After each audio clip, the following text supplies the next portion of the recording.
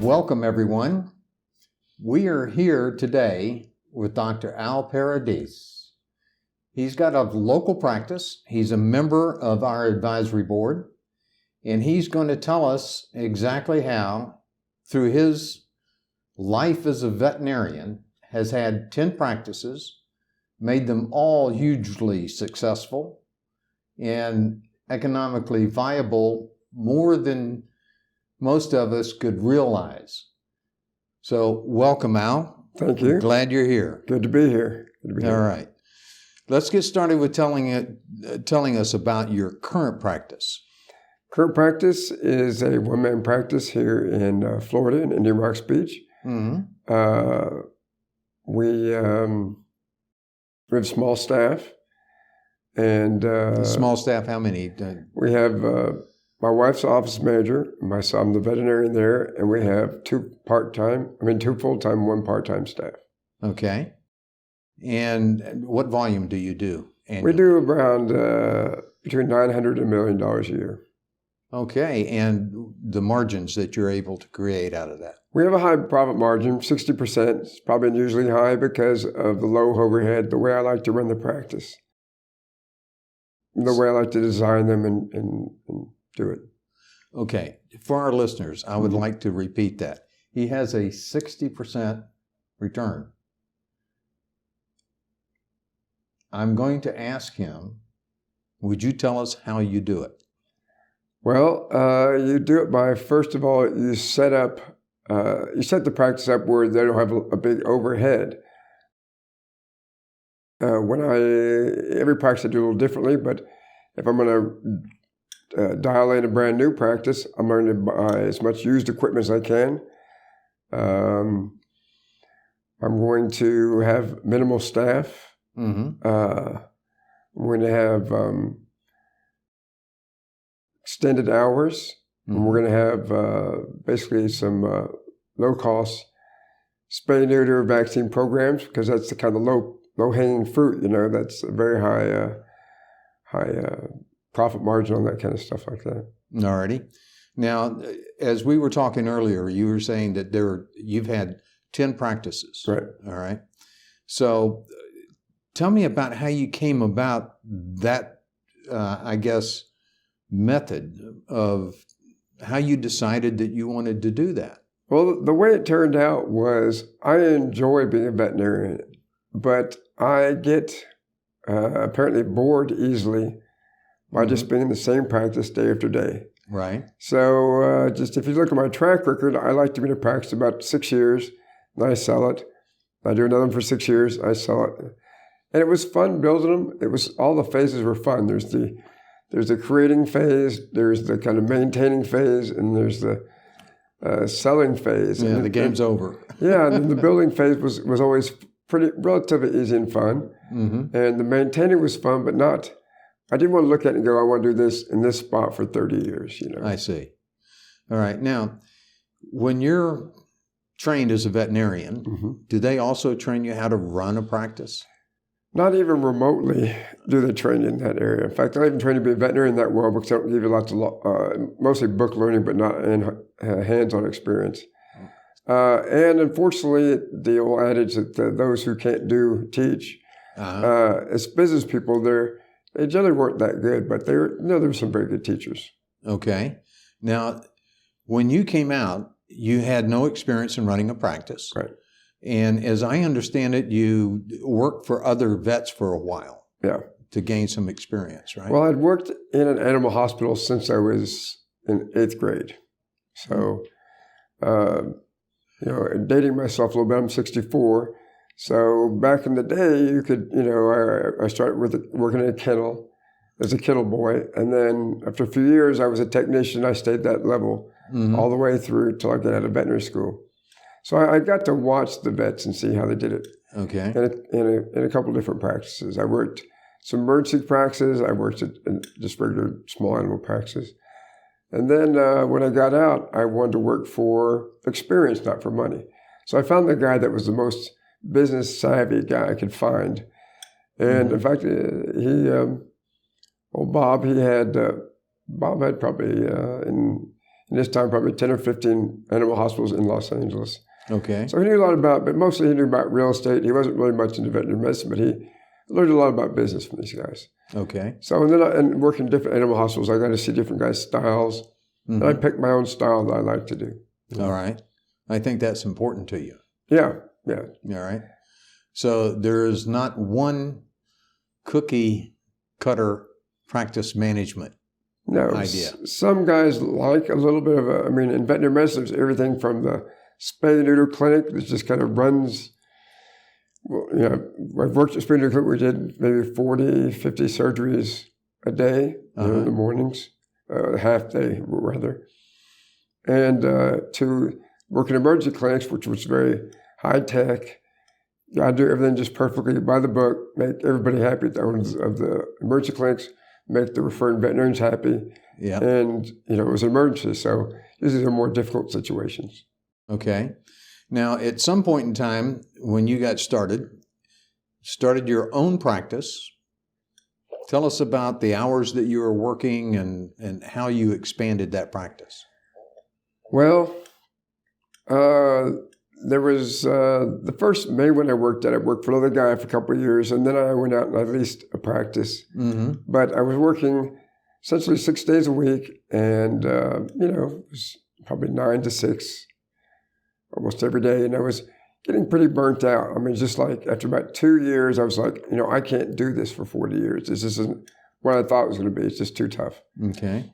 So I got introduced to some practice management. I thought, I got to start looking how to manage. Okay. And then they actually trained me on how to manage a practice, and what certain fixed ideas that I had that weren't really, I thought were good ideas, but really aren't that great ideas. All right. Now, tell us some of the things that you were able to do differently once you got trained. Well, once I got trained, I was able to hire good staff, recognize good staff. If you surround yourself with incredible staff, life is fun. I was just thinking, just a day or two ago, my staff was telling me, man, this is the funnest job I've ever had. And it really was. It was just a fun day because they're all fun people. They're all professionals. They do a good job. And our client came in and gave everybody Hawaiian shirts. So I thought, well, that's kind of funny. We live on the beach, or the clinic's on the beach. So we all put Hawaiian shirts on that day. It was a lot of fun. Yeah. But even without that, they're a lot of fun. They like to, there are no mistakes. They make no mistakes, but very professional, but they like to have some fun. Well, that's good. Now, how did you, over time, become skilled at selecting the type of people that are going to be fun and highly productive? Well, I had to have some real technology, taught to me, like, how do you do this? How can you predict human behavior? Right. What I thought wasn't really what worked necessarily. I could be fooled easily. I got Someone come in and smile and shake your hand, and then you find out the real them, when you kind of meet them. Exactly. So in the process of you getting trained, how long you would say that you spent getting trained? Well, training has always been kind of a lifelong thing. I like to always continue to be learning. But, the basic program I got into, I think it was probably maybe about a year or so. You put in a few nights a week, and it was up to you. If you went fast, you could learn, you had a certain amount of courses, and you picked them on how to manage a practice, say by statistics or something like that, or you might, how to hire people or how to set up flow lines, how to... Yeah, the traffic itself. Yeah, traffic through the clinic. So each one of those were courses, and the more time you put in, the faster you went through, the less you put in. At the time, when I first did it, I was married and had children, so I didn't put as much time in as I could have, but about a year. All righty. Now, you know a lot of veterinarians. A fair amount. All right. And you were actually telling me just before this interview that there was a lady vet that you had just talked to that you can now recognize things that they're doing that shouldn't be done. Oh, and, yeah, for sure. And some of the advice that you gave her. So if I were to ask you, what are the 3 or 4 major mistakes that you've seen other veterinarians make? And maybe even yourself in the early days. Yeah. No, I've been through that. Even with the 10 practices, they've all turned out really good. But it wasn't always good. Yeah. You know, somebody had a learning curve and like, oh man, I messed that up. But the first one I would say is a good financial plan. You know, keep your overhead low. Yeah. You know, many times I talk with my kids, you know, they're kind of like, well, I work hard and they're chiropractors and I went to school and I deserve this nice car. I said, yes, you do deserve a nice car and you deserve that, but you can't afford it. Mm-hmm. So it's like, it's not what you deserve, but it's what you can afford. Right. So when you have a practice, it's basically at first, what can you afford? You may want all new equipment and lots of staff and do things, but you can't really afford it. You got to kind of build up to it with a good financial plan and have your overhead low, and that way then you can design it how you want. Okay. So that's one. That's the first one. Then just having great staff around you is a good one. Okay. The selection of good staff. Of great staff, but just very responsible people. I mean, if there's a word, it'd be responsible. And I know clean cut has a bad connotation and Boy Scout-like, but, you know, just good staff. So yeah. The next one I would say would be to kind of make sure your own personal life is kind of in order. You know, if you're not happy, you know, the clinic's not going to run well. So you got to make sure that you're, you know, getting plenty of rest, eating right, you know, just being a good citizen, you know, and just doing all the right things in life. The other ones I see as far as veterinarians is just being too slow. Too slow. You have to have it be relatively quick pace through there. Okay. I mean, some veterinarians just have an idea. They like to spend lots of time with their clients. That's fine. It's just not a very cost-effective way. You have to have a little kind of the numbers to go through there to be able to do that. So you have to get the speed of patients going through there, you know, relatively fast with just great staff that get checked in quickly, serviced, and then checked out, you know, rapidly. Okay.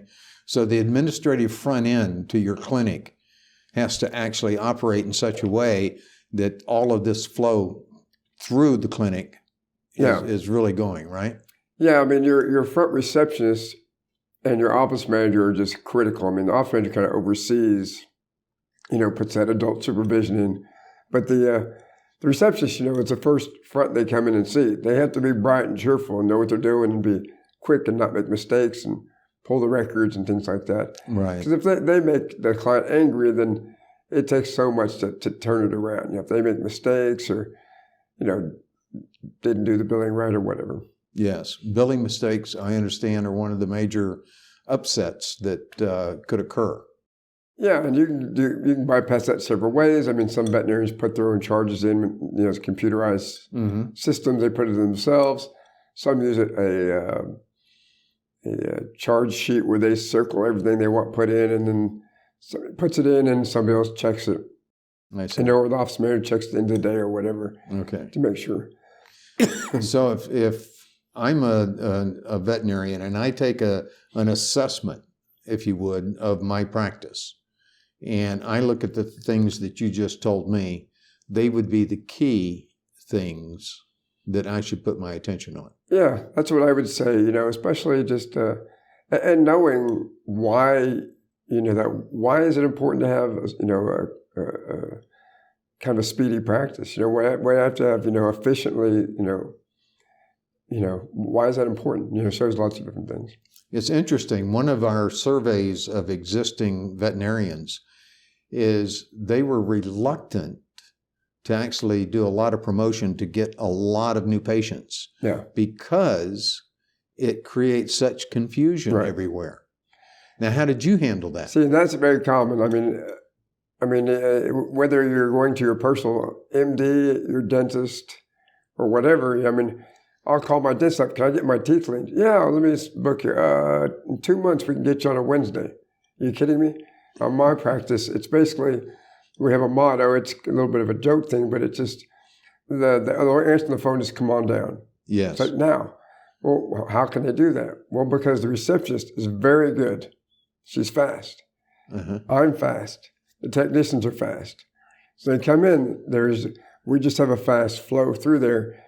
If any one of those people are slow, I've worked at, I've known several practices where, almost all of them, but anyway, where you go to the doctor has to have 45 minutes or 30 minutes with every patient. Right. Well, okay, you can do the math. How many can you see in the morning? Right. I mean, there's only so many slots. But if you're fast, you can see clients faster, and you have very well-trained staff that can do you can do actually what technicians are supposed to do, the technical work. You do the doctor work. You do the diagnosing. You say, this guy needs a dental, and he needs vaccines, he needs to be checked for worms. Mm-hmm. Boom, you put it over to your staff. They do it. Then you go to the next room. You can keep being a doctor, and you don't have to be one doing all this stuff for them, But you got to move kind of fast, All right. So would it be safe to say that the management training that you had allowed you to sort out this line to where you could actually increase the speed? Yeah, absolutely. You have to have a little bit of a natural, I like to go fast, Right. I hate to use an example, but my brother, by the time he wakes up, the time he gets out, walks out the door is probably an hour and a half. Okay. For me, it's probably about 20 minutes, I got it. Mm-hmm. I don't know what he does for all that time, but, he does. So the same thing with the veterinarians. A lot of the cases are very routine. You don't have to act like you don't care or you're trying to speed it through, but there's a certain clientele that really, they don't have a lot of time either. Mm-hmm. I need to get the dog in there, get his shots. I need to get out of here. So there's certain ones that just are lonely and they want to talk to you for a long time. But you also have other staff that are willing to go talk to them, the technicians or the receptionists or the girls, but we'll actually go in there and just talk. Okay. Explain things. Explain. I don't explain flea control 100 times a day. Yeah. My technicians, how do I control the fleas in my house? Oh, good. Susie's going to tell you how to do that. Okay. Or whatever. Right. Well, if I were to ask you where it really changed for you to where you weren't being run, let's say, by the practice, but you were running the practice. Yeah. Where did that change? That was after I did the management courses, it was like night and day. I thought, I'm killing myself. I was making about $40,000 a month. I thought, that's good money. Yeah. When I got it, at that time, I think it was 1980s or something. And I thought that was really good money. But it was just killing me. I did the management course. It was 100 times easier. I was making $60,000 a month. So it just changed the gross. So we just changed it where I made more money and it was easier. Uh-huh. And then, if you get good enough, they actually train you in this course how to go into what's called phase 1 or phase 2. Phase 1, where you're the guy on the spot. Phase 2 is where you're kind of a backup veterinarian and you've got other veterinarians working for you. Right. Or other people working, so you're not the guy right there all the time. Well, one of the things that I understand, you have had practices like that, but apparently you are now to the point to where I want my own practice and I want it to be a reflection of me. Yeah. And it's going to be run the way I want it run. Yeah. Yeah. Once again, I have a friend that's a veterinarian that's very successful. He has 4 vets that work for him. I think they do a lot, maybe $15,000 in production per day. And he likes it. He likes that kind of thing. Mm-hmm. I don't. I'm just like, efficient, clean, having fun. We're at the beach, mom and pop type of practice. All right. But that's just because it's my style. Well, one of the things to get that number of people into your practice, you had to promote some, would you? Yeah. Promotion's pretty important. The promotions I used were, one, just the location. You wanted to locate on a kind of a busy street if you could. You want to have a decent sign. You want to set up alliances with other pet stores, grooming shops, similar businesses that would have lots of pets go in there. Okay. I've even set up an animal hospital right beside. a pet land. It's a big pet store chain. And boy, that was good. The other thing, you can send out certain flyers. Now it's electronic age. You have to become a little bit savvy on the Facebook and the texting and buying the Google names and the words and things like that, which aren't too difficult, but you can just. And you're persistent on that line, yes? Yeah, I mean, promotion is very important. Your practice management, people will go over what percentage of your income you should actually spend every month on that area, which is generally a lot higher than you think. But if you want to keep it growing, you've got to keep those promotional dollars out there with effective programs. And they show you how to do that with surveying and different things like that. All right. Now, you actually, as a practice owner and an operating veterinarian, have two separate hats. You have your clinical hat and you have your owner hat. Right. All right. I would imagine the management system showed you how to wear your owner hat. Yeah, absolutely. Because you have to be able to manage the finances, make sure you have a good tax person, just set all that stuff up. Okay. If you had it, let's say I've been a vet for 2-3 years. I've had my clinical training. I've gone through kind of an apprenticeship. Yeah. And now I'm just getting ready to jump in, either buy or lease or somehow get my own practice going. Yeah. What would you tell me? Well, it'd have to be what are your personal goals? I mean, it's designed for everybody. Some guys, they want to own different things. And it depends on how much money you have. I mean, I could show you how to take a business and basically, it's like one of these buy a house for nothing down. I could show you how to buy a practice for nothing down. I can show you how to do it. It's not that difficult, with the system. I've done it where, you go into a shopping center spot and the landlord does all the leasehold improvements, puts it in the rent, which raises up a little bit, but they did everything. The drug companies give you deferred payments on the drugs for the first year. They give you a 2-for-1, buy,